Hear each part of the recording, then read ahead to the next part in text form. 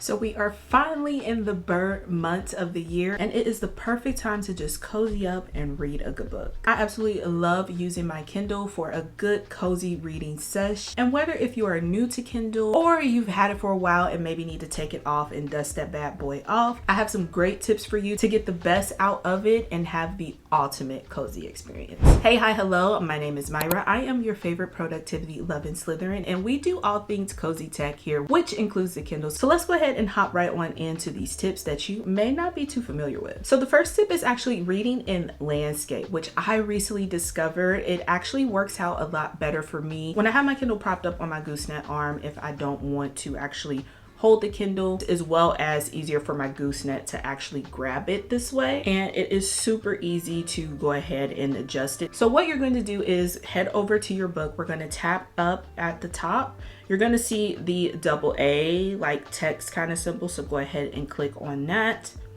Head over to layout. And here you can change the orientation to landscape, and it automatically switches it for you.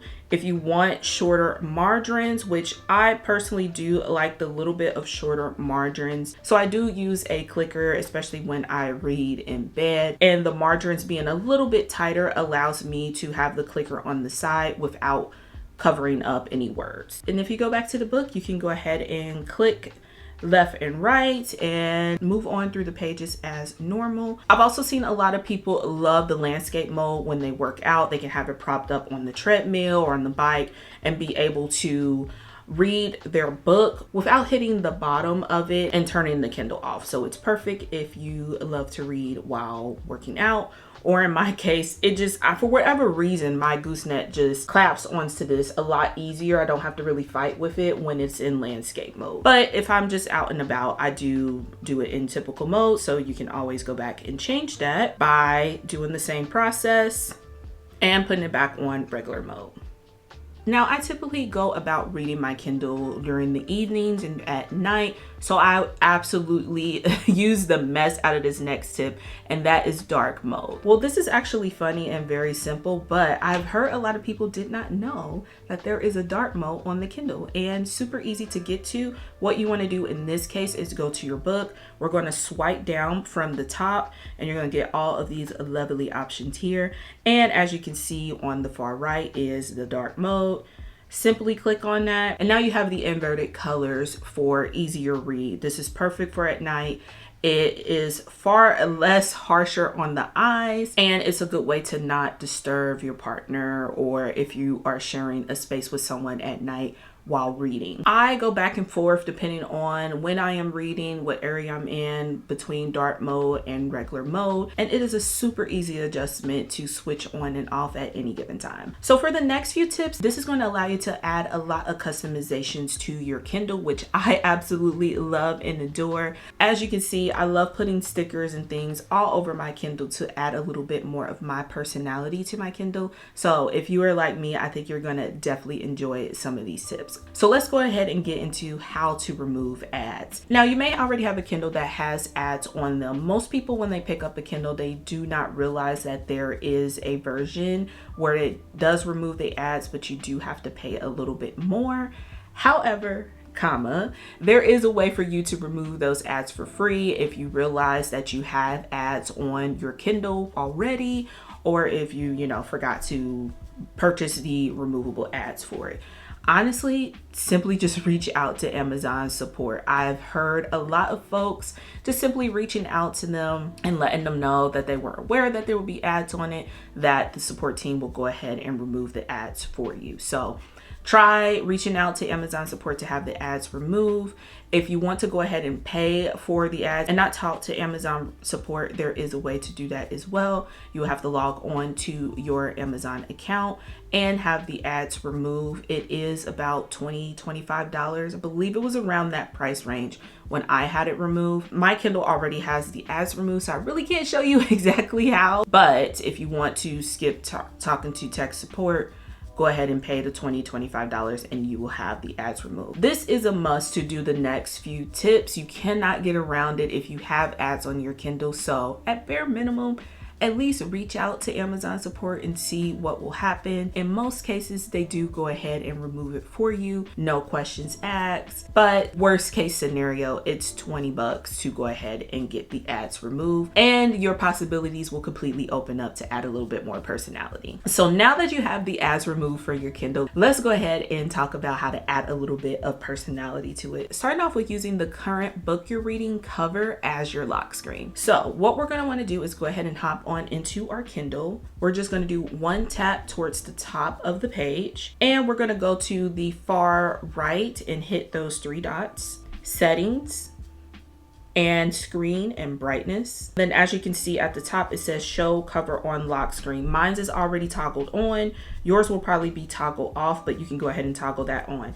If you do not see this option on your Kindle in these settings, that means your Kindle has ads running on them. And just refer back to the last tip to go ahead and get those ads removed by reaching out to Amazon support. Once you have this toggle on, you can go ahead and turn off your Kindle, and you are going to actually see the cover of your currently read book. This is a super fun and easy way to not only see what you read last, but to add a little bit more personality. It shows what you're currently reading and shows what you're currently into. So now that we have the ads removed and we know how to show covers on our lock screen, here's how you can take the extra flair to the next level by creating your own custom lock screen covers. Let's go ahead and head back over to our book and tap on the top so we can go back home from our book. And as you can see here, I have a ton of different covers that are listed as books. So the easiest way to do a custom cover is to basically create faux ebooks, so you can use that as your lock screen, which is super easy by just emailing the document over. You are just going to see the cover. It's going to look kind of crazy, but don't worry about it. But as soon as you lock your screen, your cover is going to automatically show, and you get to add a little extra custom flair. I have these spooky one and cozy ones. All of these are listed on my Etsy. If you love these designs, you can definitely check it out. Or if you want to create a custom one that fits more up your speed, or even add your name to it, whatever you need. I do have a YouTube short that takes you step by step. I will leave it up in the card above if you want to create your own custom covers. Now, you do have to remember to go back to the faux ebook, because if you turn off your Kindle while you're reading a book, the cover of that book is what is going to display. But after a few times, honestly, I'm so used to it that I just automatically go back to my library and click on the cover. And once you have a cover that you really are loving or using at that moment, it's going to be the very next book next to the book that you are reading. So it's just simple of clicking back to home, clicking on that cover, and locking your screen. And you will basically repeat the same process when you're ready to come back to your Kindle and begin reading your book. You can truly get so creative with these different types of covers, and they are so fun to add that extra little flair and personality to your Kindle.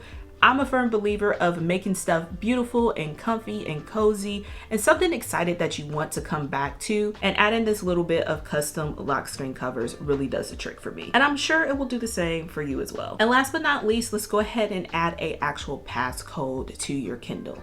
Now, I know a lot of people may use this if you have children, or if you just don't want folks to know what kind of smut you are reading. Adding a passcode is a good way to kind of keep what you're reading private. But I personally use it a lot because I tend to throw my Kindle in my bag, and with a simple tap of the bottom button, it will open up my Kindle and click on a book and move different pages while it's just rumbling around in my bag. And having that passcode on my Kindle allows that not to happen. I've had one too many times where it got into a book, went forward so many pages that I had to go back and figure out where I left off. So super easy way to avoid that is just adding a passcode. Simply go back to our book. We're going to tap at the top of the page, head over to those three dots on the far right side, settings, device options, and then we're going to go down to privacy and security. And here's where you can actually program a pin to your Kindle. You're going to want to toggle that on and create a pin. There is a few guidelines here, like it has to at least be 4 digits. You can't use a series of numbers like 1, 2, 3, 4 or 2, 2, 2, 2. It has to be a little bit different. So I'm going to go ahead and enter in a pin that meets those guidelines. And just like that, we have a pin on our device. So if we go ahead and hit the button to lock our screen, open it back up, you're going to see to enter in your passcode to get in. I love using this, like I said, because I am a bit rough when I have my Kindle on the go, and one too many times of losing my place in a book. So having a pen at least allows me to at least protect when I last left off on a book page. But I can see this being helpful if you have younger kids, so they won't be able to open up your Kindle, as well as if you just don't want people knowing what you're reading. And there you have it, just a few extra tips to make your Kindle reading experience even better. Let me know down below if you have any additional tips that you think are helpful for newbies or people that are coming back to the Kindle. We would love to see those in the comments, so definitely drop that down below. Now, if you are a Kindle lover or just a lover of all things cozy, be sure to check these videos out here. I think they'll get you well on your way, and I, of course, will see you over there.